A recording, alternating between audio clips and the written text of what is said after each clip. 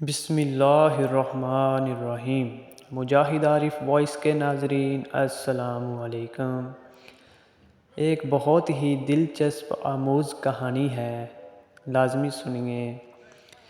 Doctor تیزی سے ہسپتال میں داخل ہوا، کپڑے تبدیل کیے اور سیدھا آپریشن تھیٹر کی طرف بڑھا۔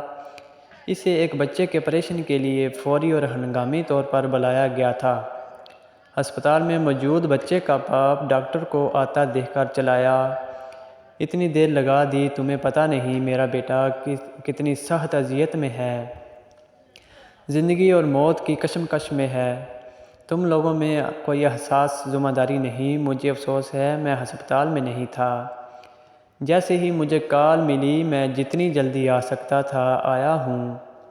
ڈاکٹر نے مسکرا کر جواب دیا، اب میں چاہوں گا کہ آپ سکون سے بیٹھیں تاکہ میں اپنا کام شروع کر سکوں۔ میں سکون سے بیٹھوں؟ اگر اس حالت میں تمہارا بیٹا ہوتا تو کیا تم سکون سے بیٹھتے؟ اگر تمہارا اپنا بیٹا بھی مر رہا ہو تو تم کیا کرو گے؟ باپ غصے سے بولا۔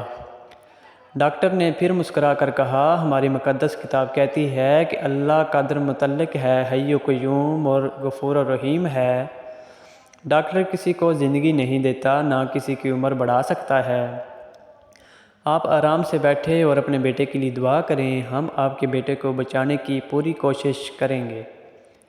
بس ان کی نصیحتیں سنو، چاہے ان کی ضرورت ہو نہ ہو۔ بچے کا باپ بڑبڑایا۔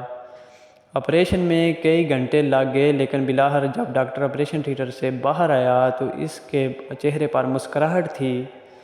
آپ کا بیٹا اب خطرے سے باہر ہے، اگر کوئی سوال ہو تو نرس سے پوچھ لیں۔ یہ کہہ کر وہ آگے بڑھ گیا۔ کتنا مغرور ہے یہ شخص، کچھ لمحے کے لیے بھی نہیں رکا کہ میں اپنے بچے کی حالت کے بارے میں ہی کچھ پوچھ لیتا۔ بچے کے باپ نے ڈاکٹر کے جانے بعد نرس سے کہا۔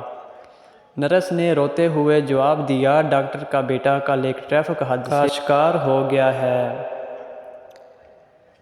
جب ہم نے اسے آپ کے بیٹے کے لیے کال کی تو وہ اس کی تدفین کا انتظام کر رہا تھا۔